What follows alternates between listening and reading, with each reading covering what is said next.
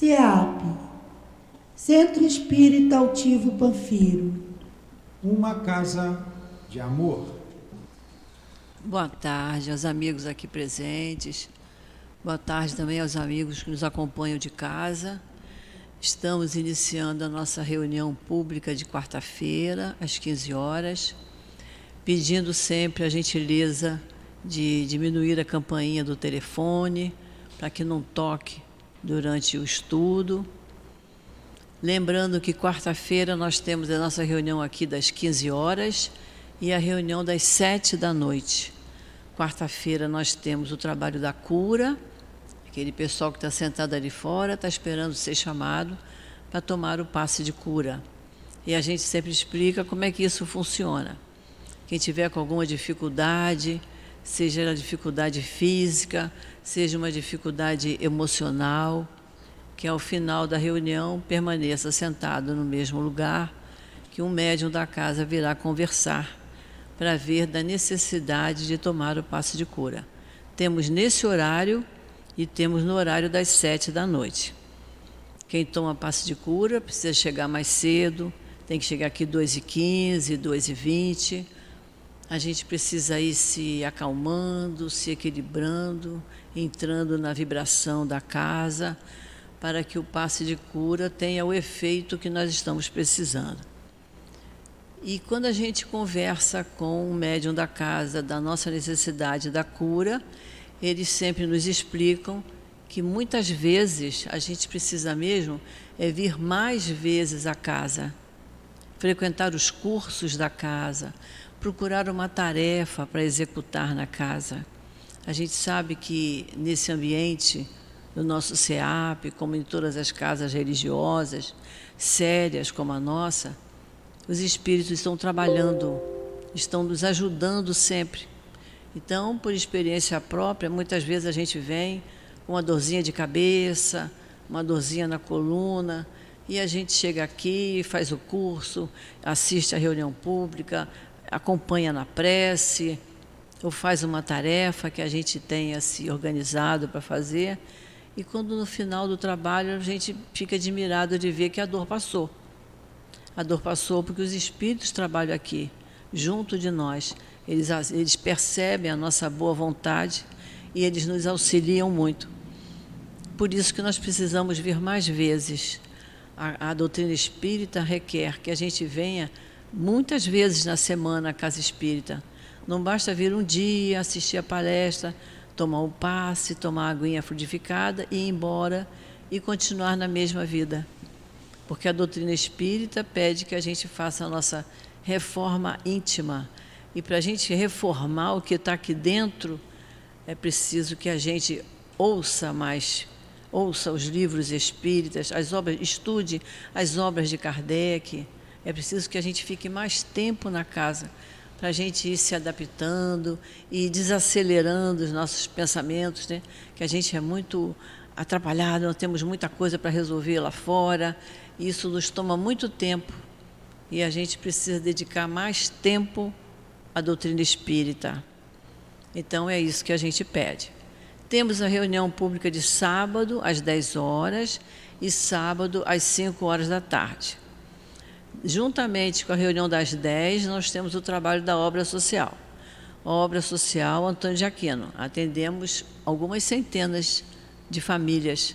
Então, o telheiro lá atrás fica muito cheio, as mães, os pais, e as crianças ficam todas em salas, todas separadinhas por idade, vai desde o bebê até a idade jovem. Cada um numa sala, cada grupinho por idade separado numa sala, com o evangelizador trabalhando ali com as crianças. E isso surte um efeito enorme. As próprias mães dizem como as crianças melhoram. E é pena que seja assim uma vez por semana. Mas a nossa casa é muito novinha. Com o passar do tempo, com certeza, nós vamos ampliar esse trabalho para que as crianças venham mais vezes por semana, para que possamos ajudar aos pais na educação. A evangelização ajuda na educação, porque falar de Deus, falar de Jesus, falar do respeito, do amor ao próximo, Isso tudo faz uma falta muito grande, que às vezes os pais têm muitos filhos, não têm muito tempo de dialogar. Então ele fica aqui uma manhã inteira, eles brincam, eles cantam, mas eles também se evangelizam. Isso é muito importante. Bom, com relação à obra social, todos que aqui chegam no sábado de manhã tomam o café da manhã. E antes de sair, por volta de 11, 11h30, todos almoçam. E aí nós precisamos da ajuda. A casa precisa da ajuda de todos nós. Todo mundo sabe o que toma em casa no café da manhã. É exatamente o que se faz aqui. Todo mundo sabe o que gosta de almoçar. É exatamente o que a gente faz aqui. Então a gente sempre pede, quando a gente for ao supermercado e vai comprar arroz para a sua casa, compra mais 1 quilinho de arroz para trazer para cá, não é? Compra mais 1 quilinho de feijão, um pacote de macarrão, um frasco de óleo de soja, um molho de tomate, o que puder trazer. Se puder trazer também produto de limpeza, ainda hoje chegaram 2 pessoas aqui e disseram para mim, a casa é pequena, mas é aconchegante, é tudo clarinho. O movimento que ela tem, para ficar clarinho, a gente precisa de produto de limpeza. Então a gente pede que as pessoas tragam água sanitária, detergente, sabão em pó, vassoura, rodo, pano de chão, né? Precisamos também de material para os banheiros, além do material de limpeza, precisamos de papel higiênico. No sábado tem muito movimento aqui. E nós temos cursos aqui a semana toda, todos os dias, o dia todo, de manhã, de tarde, de noite. Então a casa tem muito movimento. Então, um lugar que tem muito movimento precisa de material. Por isso a gente pede o que puder colaborar. Se disser assim, hoje eu vou levar, poxa, eu só tenho um pacote aqui de papel higiênico, traz.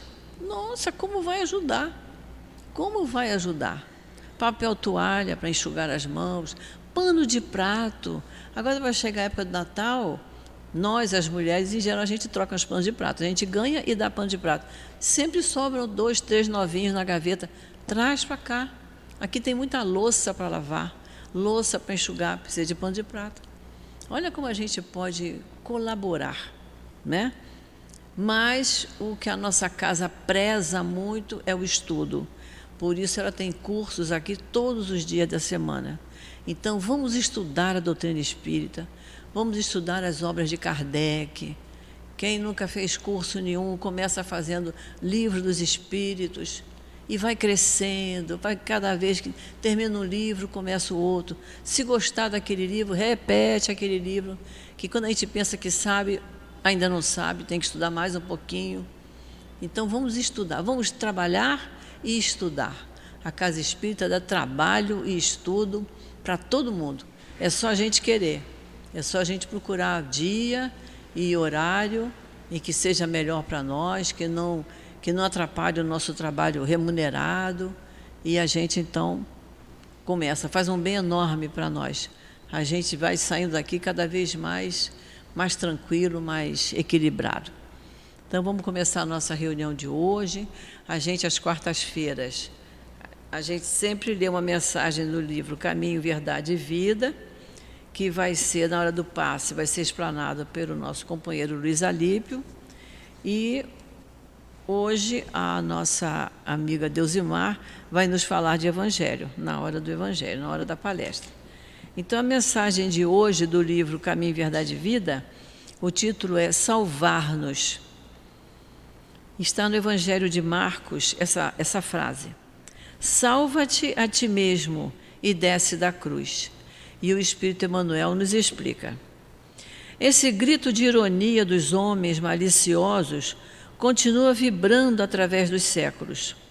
A criatura humana não podia compreender o sacrifício do Salvador.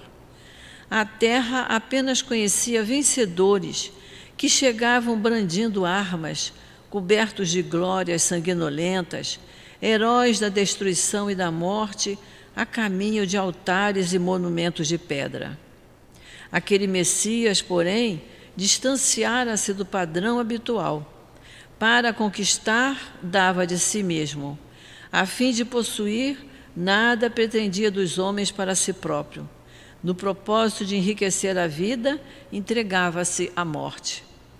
Em vista disso, não faltaram os escarnecedores no momento extremo, interpelando o divino triunfador com mordaz expressão. Nesse testemunho, ensinou-nos o Mestre que, ao nos salvarmos no campo da maldade e da ignorância, ouviremos o grito da malícia geral nas mesmas circunstâncias.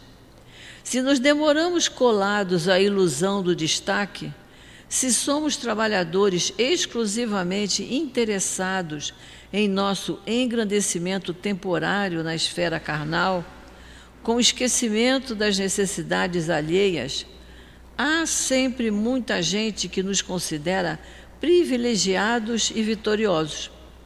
Se ponderamos, no entanto, as nossas responsabilidades graves no mundo, chama-nos loucos. E quando nos surpreende em experiências culminantes, revestidas da dor sagrada que nos arrebata a esferas sublimes, passa junto de nós, exibindo gestos irônicos e recordando os altos princípios esposados por nossa vida, e exclama desdenhosa: salva-te a ti mesmo e desce da cruz. Então vamos fazer a nossa prece. Vamos pensar no nosso querido Mestre Jesus. Querido Jesus, médico de nossas almas, nosso irmão maior, estamos aqui, Senhor, reunidos em Teu nome, em nome também dos espíritos queridos que aqui trabalham no nosso SEAP, na nossa casa de amor.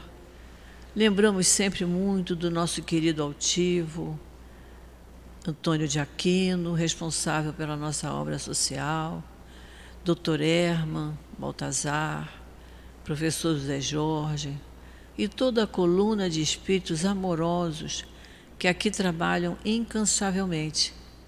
Pedimos a todos eles e a Ti, Senhor, que nos abrace, que passe Sua mão generosa sobre a nossa cabeça, para que possamos nos livrar de pensamentos mais complicados, para que possamos estar abertos para entendermos o que os nossos companheiros vão nos falar na tarde de hoje com relação à nossa doutrina.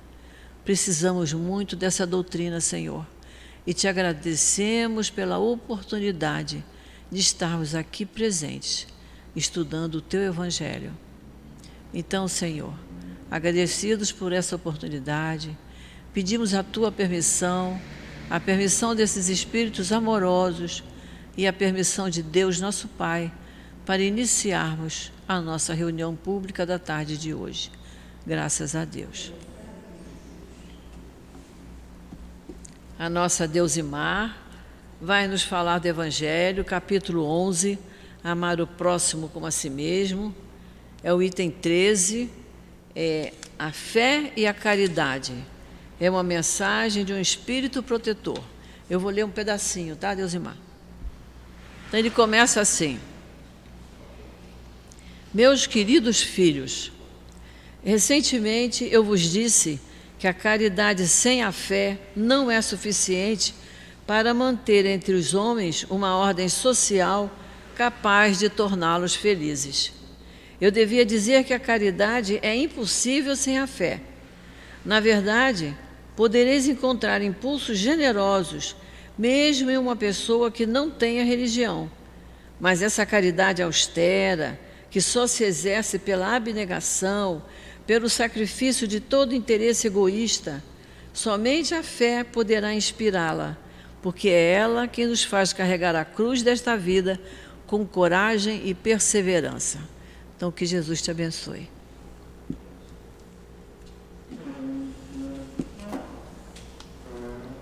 Boa tarde a todos.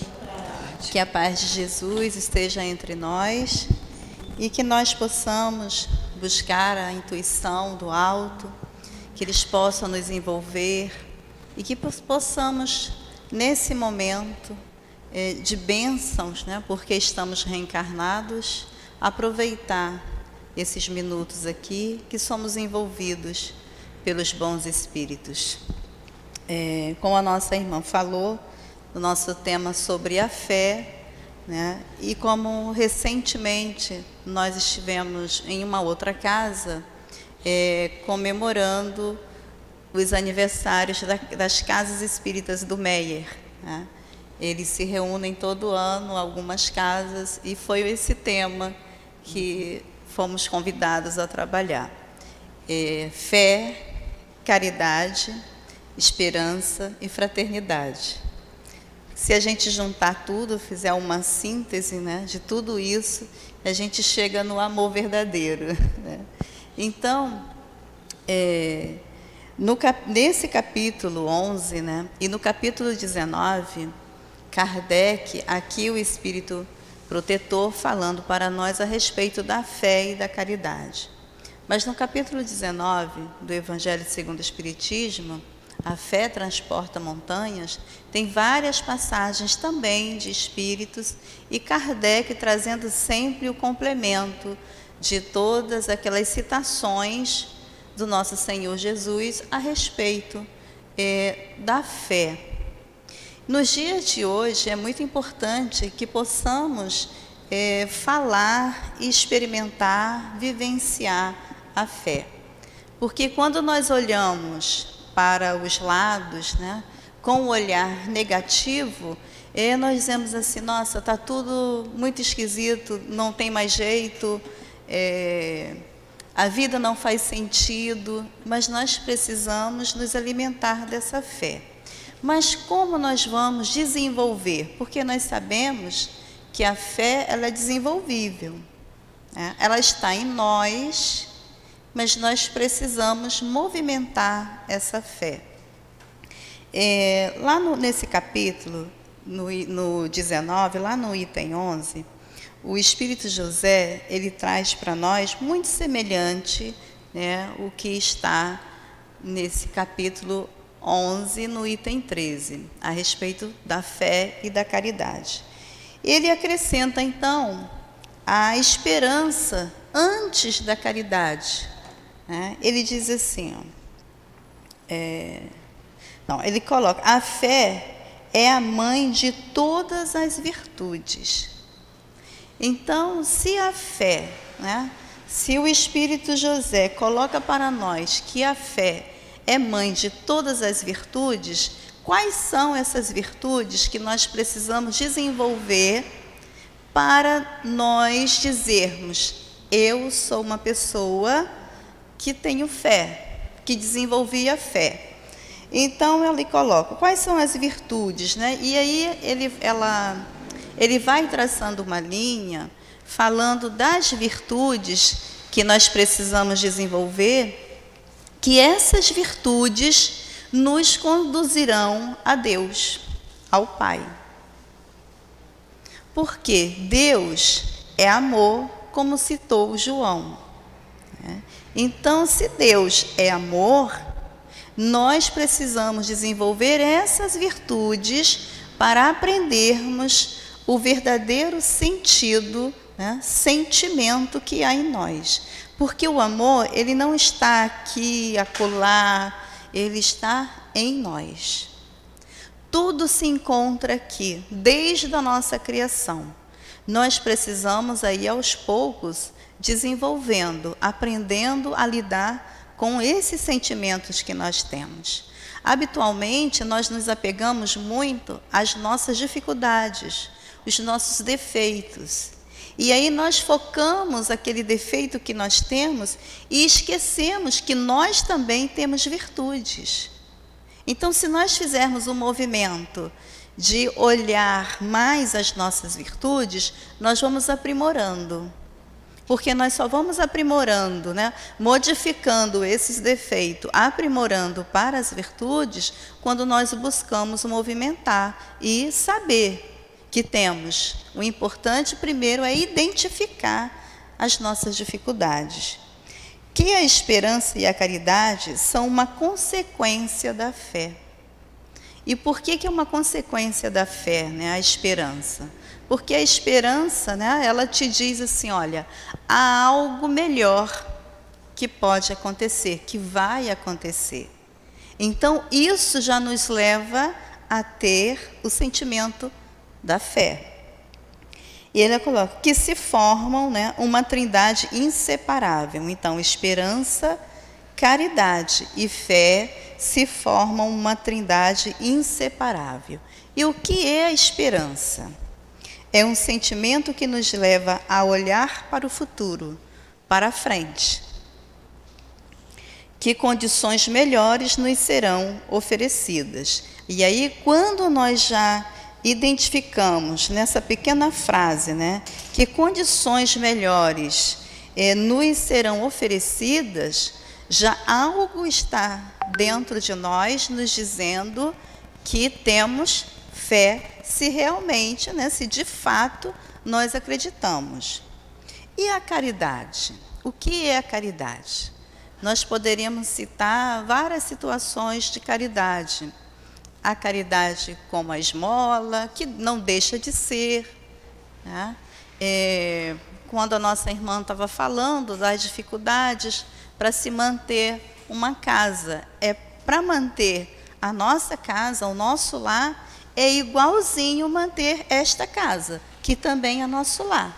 Então, todas as necessidades que temos dentro da nossa casa, também tem aqui. Né? Então, é uma forma de caridade, quando ela estava falando, estiver no mercado, né, lembrar que não somente o meu estômago dói, mas que há muitos estômagos doendo por aí. Então, muitas das vezes não nos custa 1 quilo a mais, né? Vou levar. Porque o que acontece, a maioria das vezes, é que pela nossa vaidade, nós queremos trazer aquela cesta com tudo. Né? Mas, nesse momento, a maioria, né, das pessoas passam por grandes dificuldades. Então, imaginemos, quanto nós somos aqui?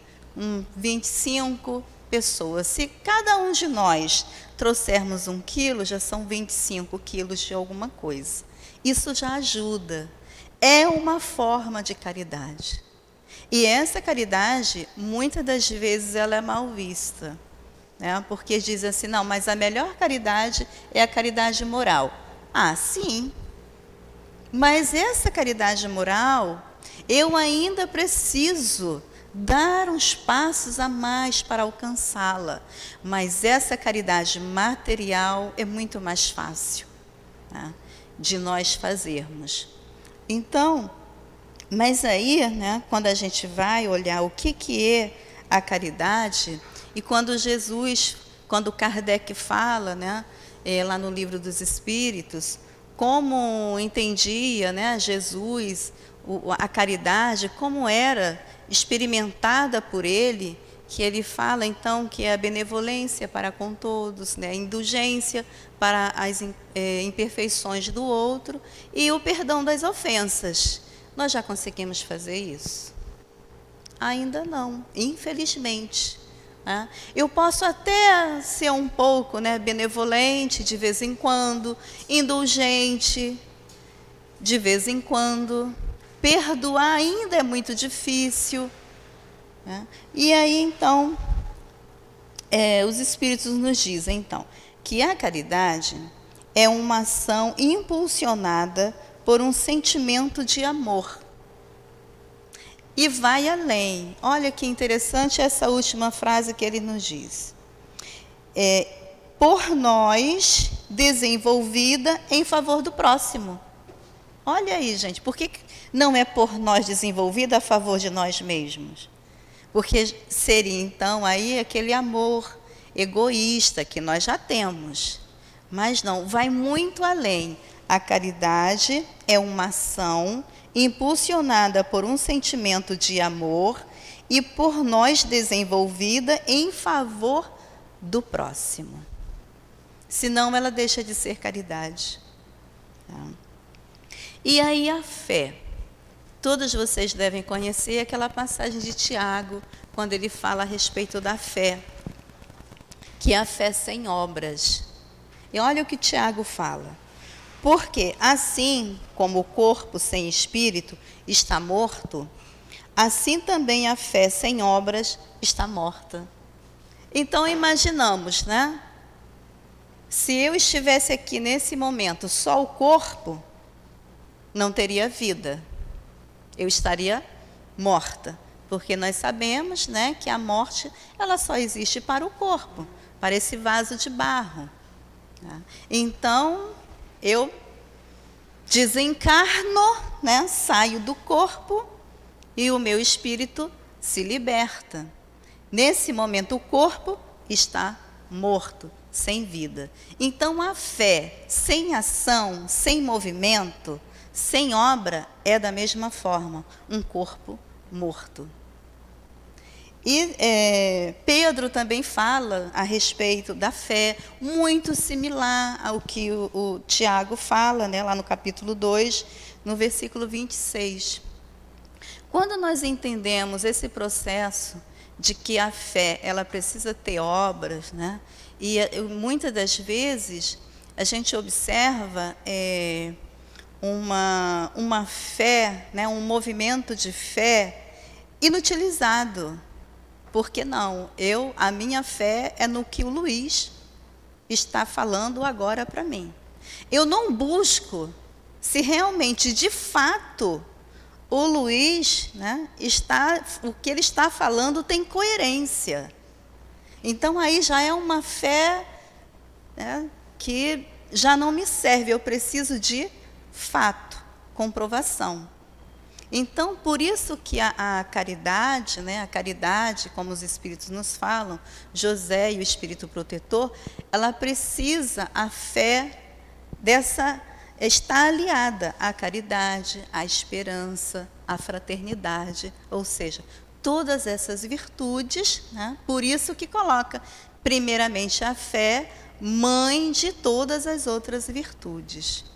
Porque se eu tenho fé, nós vamos, então, adquirindo outros sentimentos bons.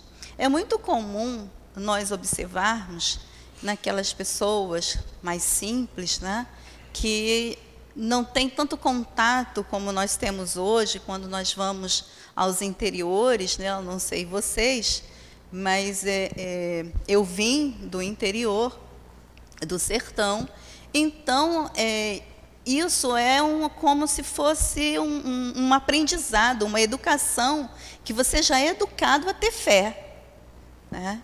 Então, assim, quando o povo falava assim, né? Quem conhece o Nordeste sabe da grande seca que todo nordestino experimenta. Então, vai chover, você vai chover, né? Eles sabem, eles têm aquilo dentro dele, como fé.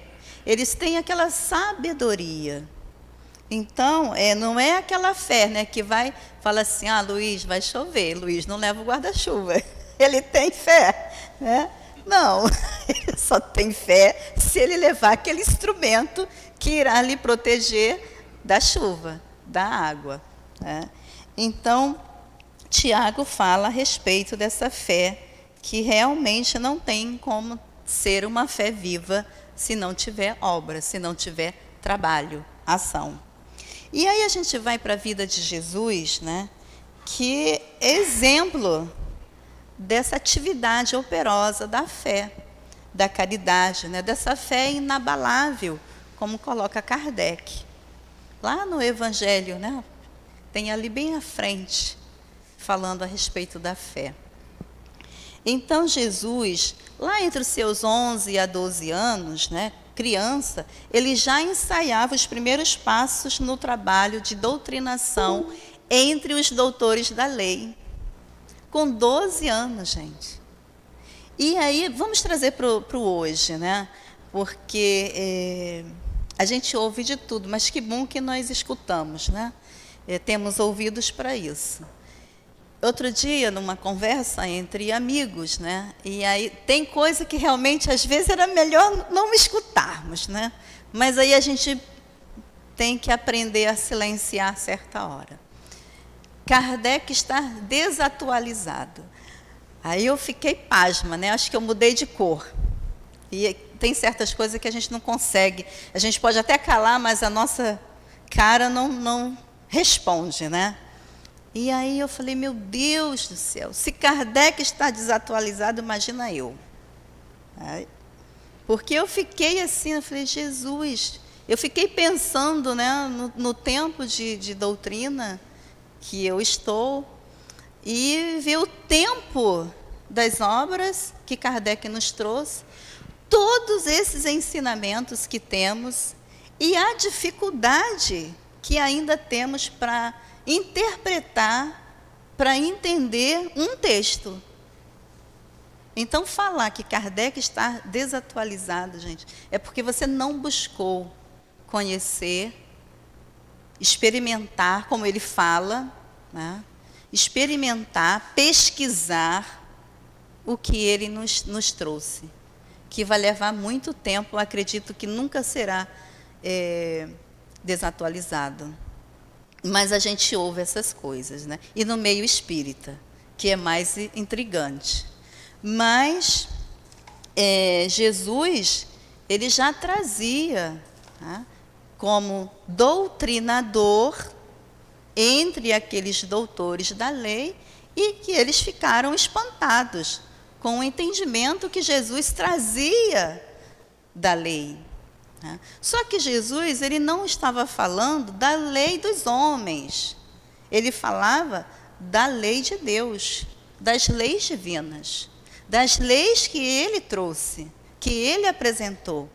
E aqueles doutores, eles eram ligados às leis que Moisés tinha trazido, né? Que eram umas leis disciplinar para nós, que serviu muito e ainda serve até nos dias de hoje. Mas aí ele mesmo disse, né? Está no primeiro capítulo do Evangelho, eu não vim destruir a lei, mas sim dar cumprimento delas. E sintetizou todos aqueles 10 mandamentos em 2. Amar a Deus sobre todas as coisas e ao próximo como a ti mesmo. Ele não destruiu. Então, amar a Deus sobre todas as coisas, né, ao próximo como a ti mesmo, está incluído em não matar, não roubar, não cobiçar o que é do outro, honrar o vosso pai e a vossa mãe. Tudo isso que Moisés trouxe, que por intuição, por mediunidade, ele deixou na terra. Fora aquelas outras leis disciplinares que serviu. Então, Jesus falava, né, com firmeza e aprofundamento todos aqueles conhecimentos que ele trazia, falando das leis de Deus. Enquanto jovem, dedicou-se ao árduo serviço da carpintaria. Gente, quando a gente vê naquela questão também do Livro dos Espíritos, né, naquela 625, que Kardec pergunta, né, sobre qual o modelo que o Pai enviou à Terra, que nos servisse, que nos serve, né, de modelo e de guia. E está lá, Jesus. Então, de 11 aos 12 anos, ele tinha todo um movimento com firmeza para falar aos doutores da lei, enquanto mais jovem, ele adquiriu uma profissão junto do seu pai, para que ele também pudesse dar exemplo, que nós precisamos ter uma profissão, nós precisamos trabalhar para o nosso sustento de vida. Então, e aí quando a gente observa, eu estou lendo um livro bem interessante, já foi até motivo de riso, é Como Liderar Pessoas Difíceis. Não é espírita, né? Ele é católico, e ele é dono de uma empresa, né? E é claro, quem não tem dificuldade, né? Mas o livro é um livro fino, que você começa a ler e dá vontade de continuar até o final. Porque nós temos uma ideia do que o bom é liderar com pessoas fáceis. Não é? Pessoas, poxa, o Luiz pensa igual a mim. Ah, eu amo o Luiz. Né? Ah, mas ela não pensa igual a mim. Já me afasto. Né? Aí é que facilitar esse movimento, de nós aprendermos a lidar com as dificuldades. E o livro relata isso. É como Jesus, né, teve a capacidade de liderar aqueles 12, cada um com características diferentes. E aí ele vai traçando uma linha, né, para nós. E aí tem uma coisa que ele fala que muito eu fiquei pensando, refletindo, né? Ele fala assim: vocês já pararam para pensar que Jesus, é claro, ele não saiu, né? Eu quero 12 trabalhadores comigo, discípulos, para me seguirem.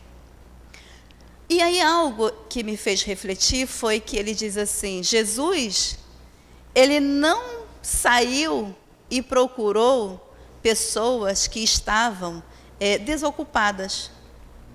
Todos eles estavam trabalhando. Então Jesus chegava, eles estavam no trabalho, ele disse: esse aqui é bom, com todas as dificuldades. Pedro era um empresário da pesca. Ele tinha uma mini empresa de pesca. Ele estava pescando, era um trabalhador. Ele abre, né, o autor desse livro, ele abre esse olhar que nós temos que ter para, com as dificuldades, e aprendermos a respeitar o próximo, dentro das suas limitações, das suas capacidades. E aí a gente vai ver a dinâmica de Jesus em liderar 12 homens, né, rudes, porque Pedro, gente, era difícil. E foi o que ele mais teve contato, mais burilou aquela pedra, ao ponto de ele se sacrificar da mesma forma. Não, ele falou: não sou digno, né? Eu então vou ser crucificado de cabeça para baixo. Isso não é um aprendizado? Mas nós escolhemos o que? As facilidades. O bom é estar com pessoas que nós gostamos e que gostam de nós. Não, o bom é conquistarmos, é fazer com que aquela pessoa que nós temos antipatia, daqui a 2, 3 anos, ela chegue e dá aquele sorriso autêntico, que não seja forçado, e dizer assim: poxa, eu gosto de trabalhar com você. Isso é gratificante, porque senão, cadê a fé sem trabalho? Então a gente vê, assim, tem muitos livros, né, quando nós temos conhecimento da doutrina e que aproveitamos, nós podemos ler tudo e ficar com aquelas partes que nos servem. Adulto, ele dedicou a tarefa de divulgar o reino de Deus, porque já estava com maturidade entre aqueles, para que, é claro que ele nasceu, ele ali naquela condição, ele já estava pronto, mas ele não nasceu prontinho, não. Está lá nas questões também do Livro dos Espíritos: iguais a todos, a nós, simples e ignorantes. Então ele começou a divulgar o reino de Deus, a curar os enfermos, expulsava os espíritos obsessores, dava visão aos cegos, fazia ouvir os surdos, os mudos, levantava os caídos. A gente vai observando que tudo por etapas, aproveitando a maturidade de cada pessoa que estava ali à sua frente. E aí ele fala sobre a fé, né, que às vezes muitos de nós, quando não temos a compreensão, ficamos horas, né, pensando assim: meu Deus, como é que eu vou transportar aquela montanha, né, daqui para ali? Não. Aí ele diz, Jesus então fala que se tivéssemos fé, mesmo pequena como o grão de mostarda, seríamos capazes de deslocar montanhas. Mas também foi muito claro ao nos dizer que a cada um seria dado conforme as suas obras, conforme o seu trabalho, conforme as suas ações, as suas atitudes, né? E aí a gente vê, né, como nós podemos trabalhar essa fé dentro de nós. Chico tem livro dele, que é Os Lindos Casos de Chico Xavier. É um livro de humor que a gente fala, né? Porque ele conta ali os casos, as conversas, dos encontros que ele tinha. Porque a primeira característica do espírita é o humor, é a alegria, é ele ser feliz, é ele buscar transmitir essa felicidade. E isso Chico tem transbordando, que é a alegria de viver. E aí ele fala, né, nesse livro, em julho de 1948, o nosso confrade Sax Abuard, não sei se a pronúncia é assim, passava por Pedro Leopoldo e conversava com outros amigos em companhia do Chico sobre as dificuldades de saúde e os trabalhos de aperfeiçoamento da alma. Chico começa, então, a fazer uma prece e recebe a influência de José Grosso, trazendo uma mensagem a todos que ali estavam. Gente, quem já teve a oportunidade de estar com esse espírito, às vezes diz assim, nossa, mas José Grosso é um espírito. Ele é um espírito, claro, né, em processo de evolução, como todos nós somos. Não é um santo, mas ele faz um trabalho belíssimo, encantador. No trabalho da cura, então, ele está em quase todas as casas espíritas, mesmo invisivelmente para os olhos de muitos. E é ele que está ali nas curas, atuando. E ele traz, então, uma receita para melhorar, né? Para nos melhorar como espírito. Então, ele diz assim, 10 gramas de juízo na cabeça. Olha, gente, 10 graminhas de juízo, se a gente botar na balança, né, é uma coisa assim insignificante. Mas se nós tivermos isso na nossa cabeça, já vai nos fazer um bem danado. Porque a gente vai refletir na hora de dar uma resposta, né, ao amigo. Serenidade na mente. Busque ser sereno. Mas a serenidade, ela não está na nossa voz calma, devagar. Ela está dentro de nós. É um movimento nosso, né? Então, é assim, aceita aquilo que nós não podemos modificar. Aceitemos aquilo que nós não podemos modificar nesse momento, mas que não cruzemos os nossos braços, que lutemos. Equilíbrio nos raciocínios, né? Cuidado com as informações, que hoje são muitas informações ruins que a gente recebe. Então, vamos ter cuidado. Elevação nos sentimentos, né? Que é ver algo, é buscar a simplicidade. Quando nós buscamos a simplicidade, a nossa mente, ela se tranquiliza. Pureza nos olhos.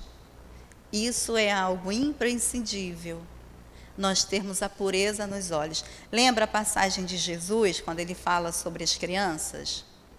Que nós deveríamos, né, ter essa semelhança das crianças, da sua pureza, da sua simplicidade? Porque é necessário, porque os nossos olhos, como diz Kairba Schutel e tantos outros espíritos, é o espelho da nossa alma. Ele diz aquilo que nós somos. Então, eu não sei se vocês conhecem, o Kairba, ele tem uma história, né, no livro Parábolas dele, que ele conta que, certo momento, Jesus estava caminhando, né, e aí ele vê uma multidão ali em volta de um cão morto. E aí ele observa, né, ali, porque Jesus é o observador. Ele observa aquele movimento e todo mundo, quando está próximo de algo que não tem um cheiro bom, o que faz? Se afasta, né? E aí todos se afastaram, mas Jesus, como tem os olhos bons, ele se aproximou daquele cão morto, apodrecido, e diz assim, que dentes lindos tem esse cão. Olha, gente, o cão só estava com os dentes ali. Ele conseguiu ver os dentes lindos que o cão tem. Isso nos serve para os nossos olhos. O Luiz não é perfeito, mas eu também não sou. Ele tem, né, as suas dificuldades, mas ele tem a beleza das suas virtudes. E são essas que eu devo mirar, que eu devo focar. São as virtudes, não os defeitos, porque eu sou também. E vigilância nos ouvidos. Olha, gente, olha a maledicência, né? Então, eu já chego próximo Luiz. Olha, Luiz, né? Mas Newton falou sobre você. O que o Luiz tem que fazer? Não quero saber. Não me diz respeito. Se a gente fizer assim, nunca haverá maledicência nem fofoca. São regras básicas que nós precisamos. Lubrificação na cerviz, gente, olha, que coisa interessante, né? Então, cuidado com o nosso orgulho, né? Que vivemos com o pescoço endurecido, né? Olhando para frente orgulhosamente, sem olhar para os lados.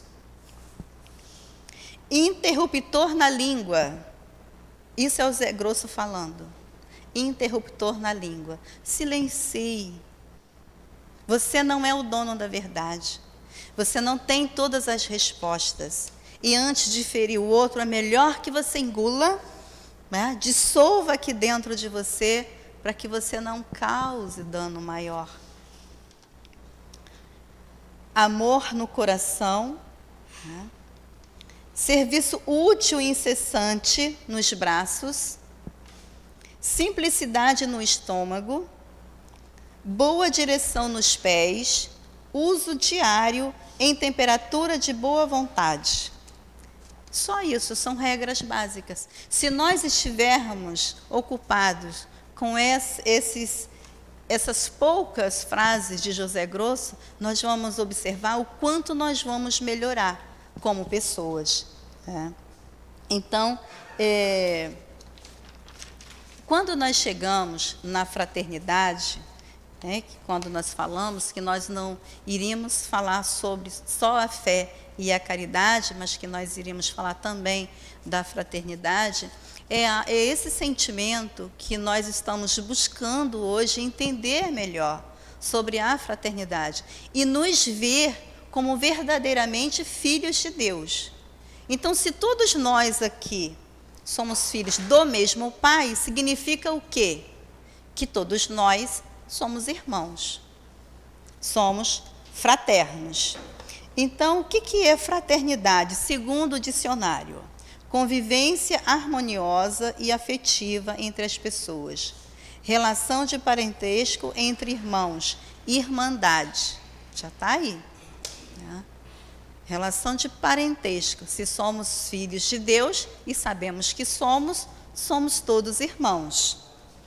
E aí a gente vê que lá no livro Consolador, Emmanuel nos diz o seguinte: a resposta de Jesus aos discípulos, quem é minha mãe e quem são os meus irmãos, é um incitamento à edificação da fraternidade universal.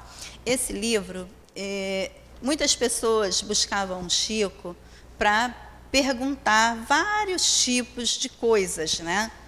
E aí o Chico não era o dono da verdade, gente, como nós não somos. E o que ele então propôs ao Emmanuel? Olha, o Chico, Emmanuel, mas você não poderia responder essas perguntas aos irmãos com aquela bondade dele, né? Ele falou, tá bom, eu respondo, mas eu vou, né, formular ali um texto, né, o que eu quero falar. Então, ele fala sobre ciência, fisiologia, tudo está falado nesse livro Consolador. Então, os perguntadores, né, os entrevistadores faziam as perguntas a Chico e Emmanuel respondia. Então, Emmanuel fala assim, o Senhor referia-se à precariedade dos laços de sangue, estabelecendo a fórmula do amor, a qual não deve estar circunscrita ao ambiente particular, mas ligada ao ambiente universal. Então, a gente deixa de ver somente a consanguinidade, abrange o olhar para o universo. E a partir desse momento, então, nos veremos como irmãos, todos. Na 349, ele diz assim: fraternidade e igualdade podem na Terra merecer um só conceito? Já observamos que o conceito igualitário absoluto é impossível no mundo, dado, né, aqui, sentimentos, posições evolutivas no círculo da individualidade. A fraternidade, porém, é a lei da assistência mútua, da solidariedade comum, sem o qual todo o progresso no planeta seria praticamente impossível. Olha aí o que é, né, a igualdade e a fraternidade. Vale a pena depois vocês buscarem o livro, né, e ler. É um livro dos espíritos, né, bem interessante.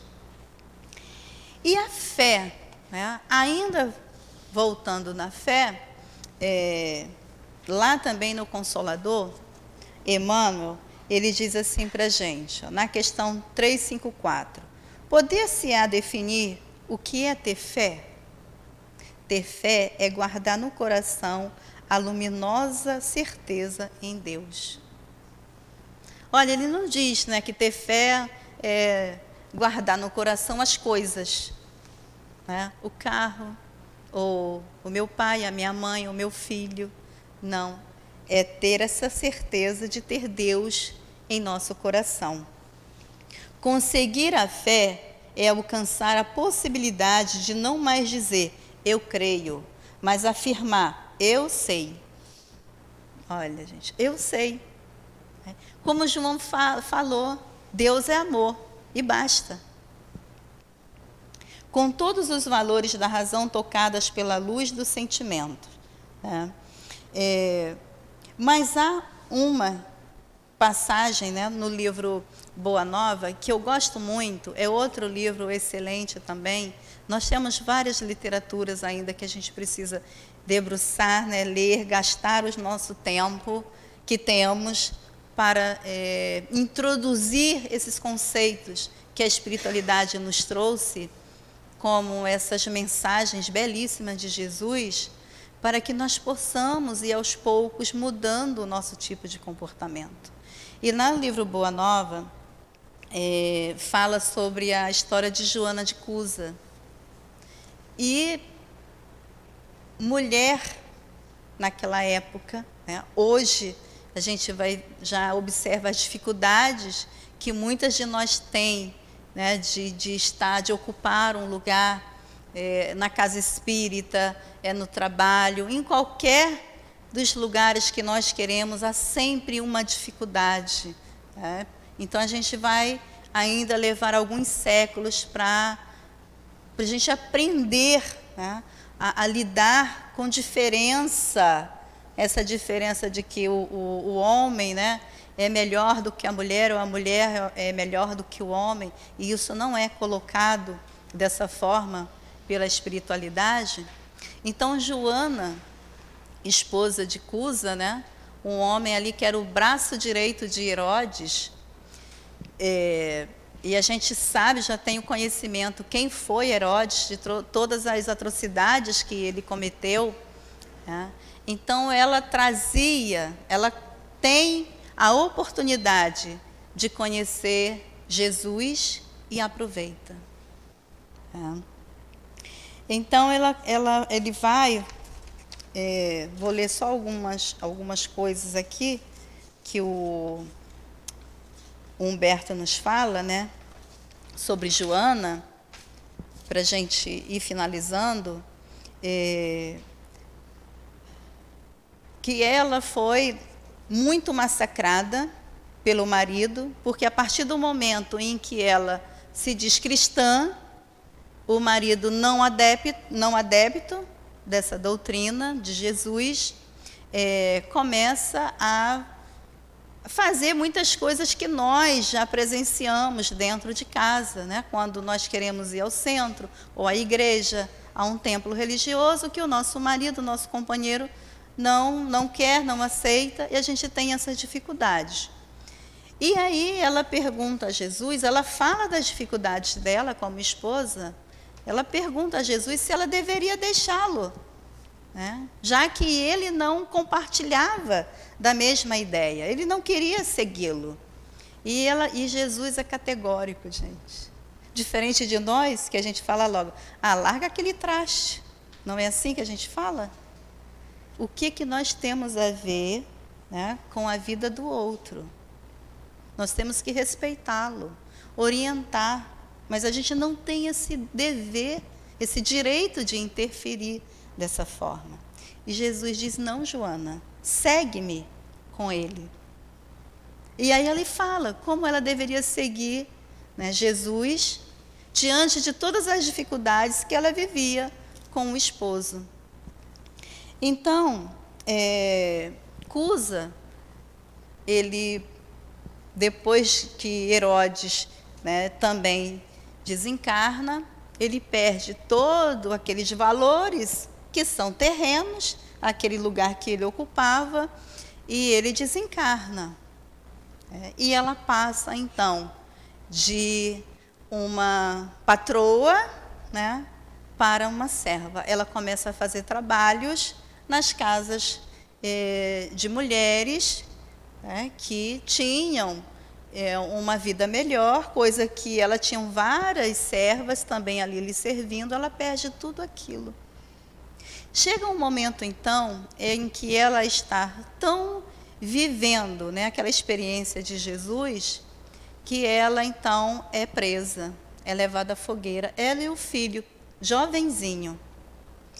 E aqueles soldados, né, cruéis, como a gente já conhece a história, eles, então, colocam ela na fogueira, colocam ali todo aquele óleo que ia incendiar aquele corpo. E um deles, né, que a gente observa, um deles fala com Joana de uma forma assim tão cruel a respeito, e zombando do Cristo, e ele vendo, né, ali chicoteando, batendo no seu filho, e o filho pedindo, mãe, abjura, que era, nega Jesus para me salvar. E aí a gente pensa assim, né, quem de nós, mãe, na mesma hora não falava, não, eu não conheço Jesus, né, para salvar o nosso filho. Porque é dessa forma que nós agimos na terra. Né? Mas ela não. Fé com obra, ela foi uma verdadeira trabalhadora do Senhor. Né? Ela diz, não, filho, cala-te, você não sabe o que faz. Enquanto isso, seu filho também é devorado, né, para os ali com as chamas, né? Aí, então ela diz assim, né, para aquele soldado ali cruel, né, para ele diz assim: o teu Cristo só te ensinou a morrer dessa forma? Ou seja, a morrer covardemente? Aí ela diz, não somente a morrer, mas também amar-te. É muito difícil, né? Você amar o algoz naquele momento. Então, Joana, ela representa para nós essa fé, essa caridade, essa fraternidade. Porque ela teve fé em que somente aquele corpo ia ser queimado. Ela soube ser caridosa porque ela sabia. Ela sabe.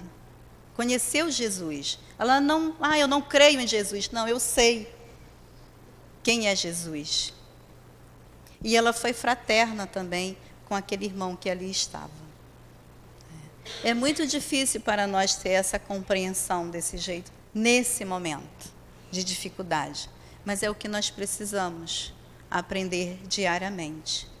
Então, que Jesus nos abençoe, abençoe a nossa tarde. Agradecemos a oportunidade do trabalho, do convite de todos e que possamos ter um final de tarde com muita paz. Muito obrigada. Nós agradecemos a companheira Deusimar pelo estudo que ela trouxe para nós, que ela preparou com tanto carinho. E passamos a segunda parte da nossa reunião, que é dedicada ao trabalho de passes. Pedimos aos médiuns que se coloquem, enquanto nós outros que vamos tomar o passe, vamos nos concentrar, vamos fechar os nossos olhos, vamos pensar em Jesus, vamos lembrar que todos nós temos um anjo de guarda que está sempre pronto junto de nós para ouvir as nossas súplicas. Querido Jesus, vamos iniciar agora, Senhor, sob as Tuas bênçãos, o trabalho do passe. É um trabalho de amor, Senhor. Então nós te suplicamos que permita que os mentores estejam junto dos médiuns, para que possamos receber os melhores fluidos, aqueles de que nós realmente necessitamos. Então, Senhor, acompanhe esse trabalho. Em Teu nome, Jesus, em nome de Deus, que pedimos permissão para iniciarmos o trabalho do passe. Graças a Deus. Essa passagem narra em que Jesus é humilhado pelos soldados, com deboche. É nessa mesma passagem que a farada desce da cruz e salva-te. Também é dito de ironia. Como salvar os outros e não poder salvar a si mesmo?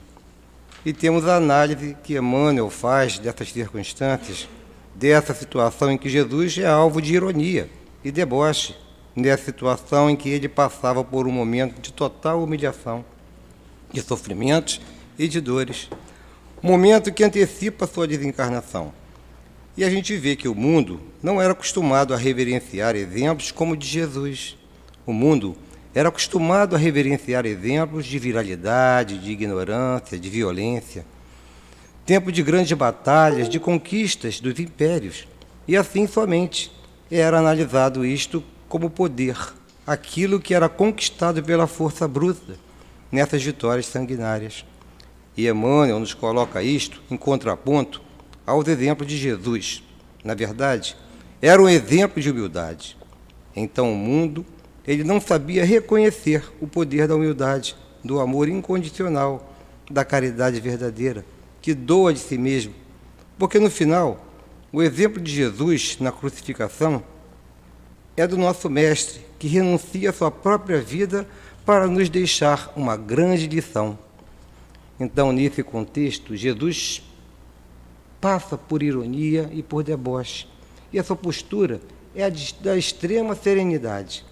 Aqui Emmanuel ressalta, e quando estivermos superando o campo da maldade, ouvimos o grito da malícia. É uma espécie de prova para saber se nós já estamos convictos desses valores que estamos desenvolvendo.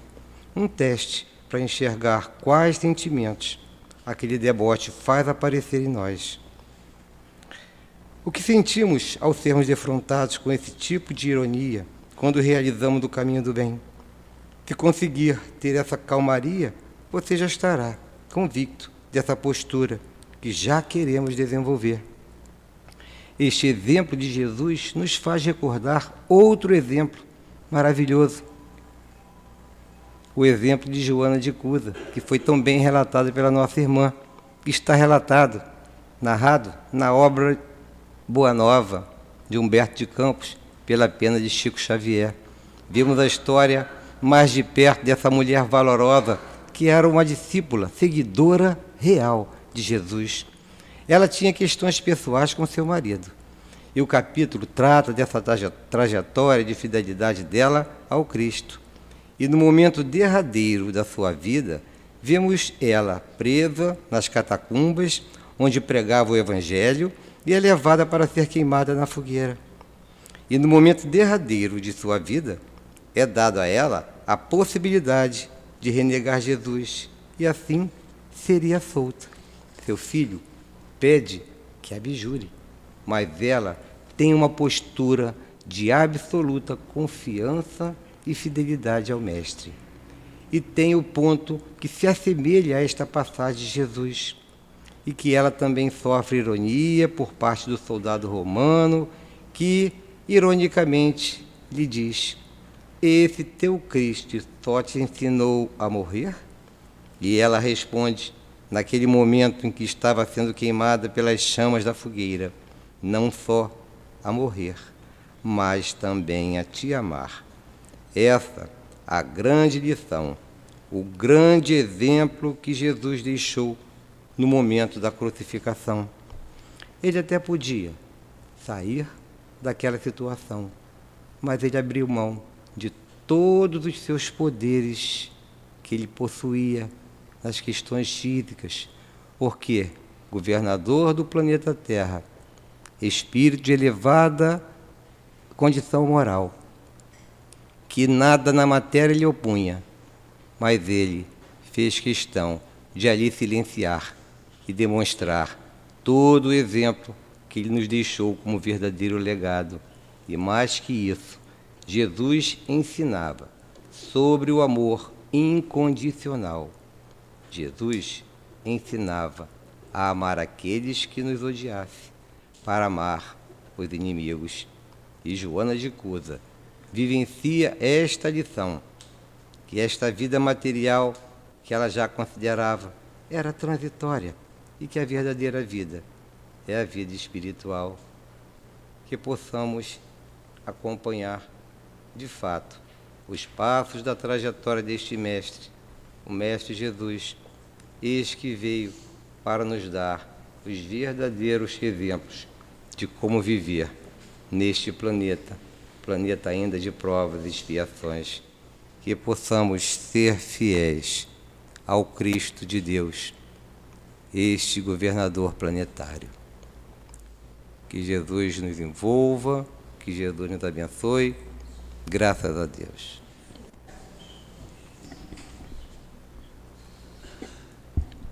Nós só podemos agradecer, Senhor, pela oportunidade que temos de estudarmos as Tuas lições aqui na nossa casa espírita, na nossa casa de amor. Agradecemos, Senhor, pelo estudo que foi feito hoje, pelo trabalho do passe, por estarmos nos sentindo agora harmonizados. E te pedimos, Senhor, que nos dê força, coragem, persistência, para que essa calma que nos envolve nesse instante, que permaneça em nossa mente, em nossos corações, por todo o dia de hoje. Que nada possa nos desviar do Teu caminho. Então, Jesus, em Teu nome, em nome desses espíritos amorosos que aqui trabalham, sempre, sempre junto de todos nós, e em nome de Deus, nosso Pai, que nós pedimos permissão para encerrarmos a nossa reunião de estudos e passes na tarde de hoje. Graças a Deus.